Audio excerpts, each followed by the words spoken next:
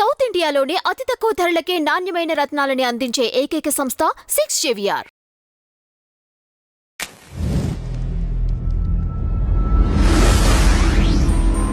నమస్కారం అంకమరావు గారు. పోసాని కృష్ణమురళి గారు ఎట్టకేళ్ళకి అరెస్ట్ అయ్యారండి. సో ఇది కూటమి ప్రభుత్వం కమ్మోళ్ళ మీద కక్ష సాధింపు అనుకోవాలా? కూటమి ప్రభుత్వం కమ్మాళ్ళ మీద కక్ష సాధింపు చర్య చేస్తుందా, లేకపోతే రేపు పొద్దున భవిష్యత్తులో వచ్చిన వీళ్ళే బలిపశువులు కావాలని చెప్పి రెచ్చగొట్టి వీళ్ళు అతను అండ చూసుకొని రెచ్చిపోతే ఈరోజు శిక్ష అనుభవిస్తున్నారంటే రెండోది అంశాన్ని నేనైతే ప్రాధాన్యత ఇస్తాను. ఎందుకంటే మొన్న జగన్ గారే అన్నారు ఆ కమ్యూనిటీని ఎదగనివ్వరు అని చెప్పేసి ఆయన స్టేట్మెంట్. అంటే ఎటు అతను వెంట వాళ్ళు లేరు కాబట్టి 90% మంది మొన్న అయితే ఎదురు తిరిగారు కాబట్టి ఈరోజు మళ్ళీ వాళ్ళని ఆకట్టుకోవడానికి మళ్ళీ ఏదో మళ్ళీ అతను రాబోతున్నట్టు బిల్డప్ ఇవ్వడానికి అతను చేసే ప్రయత్నాల్లో భాగంగా మనం మాట్లాడింది కానీ నేను భావిస్తున్నా. అంతే తప్ప ఎట్టి పరిస్థితుల్లో కూడా అతను మళ్ళీ అధికారంలోకి వస్తామని కానీ అతనికి ఉండొచ్చు, జనానికి అయితే ఎట్టి పరిస్థితుల్లో కూడా లేదు.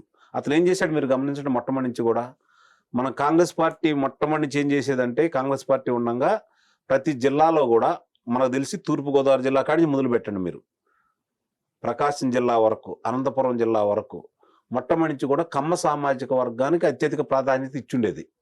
అధికారంలో వేరే వాళ్ళు ఉన్నా, రెడ్లు ఉన్నా, వీళ్ళకి మంత్రివర్గంలో సముచిత స్థానం ఉండేది.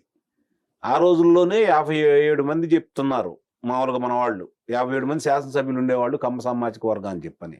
ఈరోజు చూడండి, రామారావు గారు ముఖ్యమంత్రి అయినా, చంద్రబాబు నాయుడు గారు ముఖ్యమంత్రి అయినా ఆ సామాజిక వర్గానికి అయితే తగ్గిపోయింది కదా. కానీ తెలుగుదేశం పార్టీ ఏర్పడిన తర్వాత 70-80% మంది కమ్మ సామాజిక వర్గం వాళ్ళు నిస్సందేహంగా తెలుగుదేశం పార్టీ అంతా ఉన్నారు. అందుట్లో వాస్తవం, దాన్ని మనం అయితే కాదనలేంది. మరి ఆ పరిస్థితుల్లో ఏ విధంగా వీళ్ళని చేల్చాలని చెప్పిన మొట్టమొదటి నుంచి కూడా రాజశేఖర రెడ్డి ఏం చేశాడంటే, ఎట్టా వాళ్ళు మనకు ఓట్లేరు, వాళ్ళకి ప్రాధాన్యత ఇవ్వాల్సిన అవసరమే ఉంది అని చెప్పని ఆయన మంత్రివర్గంలో స్థానం కూడా లేకుండా చేశాడు కమ్మారికి. ఈయన అదే చేశాడు కదా రెండోసారి. మొట్టమొదటి కొడాల నానికి ఇచ్చాడు, తర్వాత ఎవరికి ఇవ్వలేదు. కానీ రెచ్చగొట్టాడు వాళ్ళని.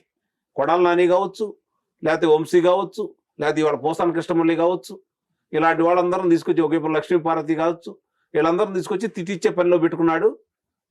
అంటే ఏదో ఒక వర్గాన్ని చేల్చాలని ప్రయత్నం చేశాడు. కానీ అతని ప్రయత్నాలు అయితే ఫలించలా. కానీ ఇప్పుడు వీళ్ళు అదుపులో తీసుకున్న వ్యవహారాలు చూస్తుంటే మాత్రం ముందుగా బలిపోసులు అవుతుంది మాత్రం వీళ్ళే. కానీ మీరు గమనించండి, తెలుగుదేశం పార్టీ శ్రేణులు కూడా కోపం పెంచుకుంది కూడా వీళ్ళ మీదే.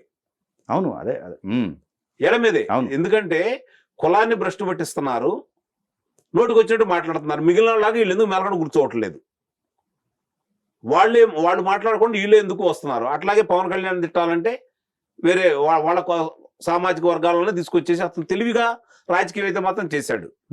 సక్సెస్ అయినట్టు నిస్సందేహంగా రాజకీయంగా సక్సెస్ అయినట్టే. అతను ఈరోజు అంటే అధికారం కోల్పోయింది, చేతులారా చేసుకున్నాడు అతను. భవిష్యత్తులో అతను రాడు. వీళ్ళకైనా తర్వాత అయినా జ్ఞానోదయం కావాలి కదా, జరుగుతున్న పరిణామాలన్నీ చూసిన తర్వాత కూడా. ఎందుకు ఊళ్ళో వదిలిపెట్టి పారిపోతున్నారు? తప్పు చేయబట్టే కదా. ఓకే, మరి అంత రాక్షసంగా పరిపాలన చేసి ఇష్టారాజ్యంగా చేసి చివరికి చంద్రబాబు నాయుడు గారిని వ్యక్తిని అదుపులో తీసుకున్నా కూడా నాయకులు ఇట్లా ఊళ్ళో వదిలిపెట్టి పారిపోలేదుగా. మీకెందుకు ఈ దౌర్భాగ్య స్థితి? సో ఇప్పుడు కాబట్టింది ఈ వరుసగా అంటే ఒకే సామాజిక వర్గం. ఫస్ట్ ఇప్పుడు ఈయన ఉన్నారు, ఎవరు మన సురేష్ గారు ఉన్నారు, నందిగం సురేష్ గారు. నందిగం సురేష్ గారు తర్వాత మళ్ళీ ఆయన ఉన్నారు, రామకృష్ణారెడ్డి గారు ఉన్నారు. దాని తర్వాత చూసుకుంటే వరుసగా అందరూ ఒకే సామాజిక వర్గానికి సంబంధించిన వాళ్ళు లోపలికి వెళ్తారు. నిస్సందేహంగా ఇప్పుడు వీళ్ళే బలిపశువులు అవుతున్నారు. వీళ్ళే ఉన్నారు ఎక్కువ. ఇప్పుడు తెలుగుదేశం పార్టీ మీద ఒక రకంగా శ్రేణులు కూడా కోపంగా ఉన్నారు, ఉండవాస్తవం చెప్పాలంటే. పెద్దిరెడ్డి రామచంద్రారెడ్డి ఏమయ్యాడు, లేదా చెవిరెడ్డి భాస్కర్ రెడ్డి ఏమయ్యాడు, పిన్నెల్లి రామకృష్ణారెడ్డి తమ్ముడు వెంకటరామరెడ్డి ఏమైపోయాడు. మరి సజ్జల రామకృష్ణారెడ్డి మీద ఇన్ని అభియోగాలు వస్తున్నాయి కదా, మిగిలిన వాళ్ళందరూ అభియోగాలు వస్తున్నాయి కదా. మరి వాళ్ళ గురించి పట్టించుకోకుండా వీళ్ళ మీద ఎందుకు పడ్డారు అంటే, నోటికొచ్చి మాట్లాడారని కమ్మారు కాబట్టి అలుసుగా ఉన్నారా, వీళ్ళంత జనమాలు లేరా అనే ఉద్దేశంతో ఈ విధంగా చేస్తున్నారనే అభిప్రాయం కూడా కొన్నిసార్లు ఉన్నమాట కూడా వాస్తవం.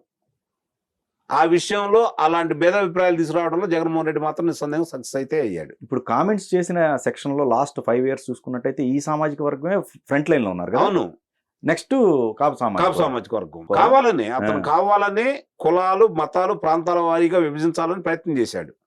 ఆనాడు బ్రిటిష్ వాళ్ళు చేసిన దాన్ని ఇతను అమలు చేసుకుంటూ వచ్చాడు. ఓకే. కాకపోతే ఏంటంటే అతని పరిపాలన చూసి భయం పుట్టి ప్రజలు ఈరోజు చంద్రబాబు నాయుడు గారు గత పరిపాలన దృష్టిలో పెట్టుకొని తిరిగి చంద్రబాబు నాయుడు గారితో పాటు ఎవరున్నా కూడా భుజాన్ని వేసుకొని ముందుకు మోసుకుంటూ వెళ్ళారు వీళ్ళు. ఓకే. ఒక విషయంలో మాత్రం జగన్మోహన్ రెడ్డికి అభినందించాలి. అన్ని కులాలు ఏకం కావడానికి ఒకే ఒక్క కారకుడు జగన్మోహన్ రెడ్డి. ఓకే. అంటే కాపుల్లో ఐక్యత కావచ్చు, కాపుల ఐక్యత కావచ్చు, కాపులు కమ్మారు కలిసి పనిచేయాలనే తలంపు రావచ్చు. బీసీలు నిజంగా మన పార్టీ తెలుగుదేశం పార్టీ ఏదో నమ్మేటి వెళ్ళాము, వాస్తవంగా మన పార్టీ తెలుగుదేశం పార్టీ అని చెప్పి మళ్ళీ బీసీలు అందరూ వచ్చి భుజాన వేసుకోవడానికి కావచ్చు. ఎంతో కొంత మొట్టమొదటిసారిగా బలహీన వర్గాల్లో ఒక 5% మంది రిలైజ్ కావడానికి కారణం కూడా జగన్మోహన్ రెడ్డి.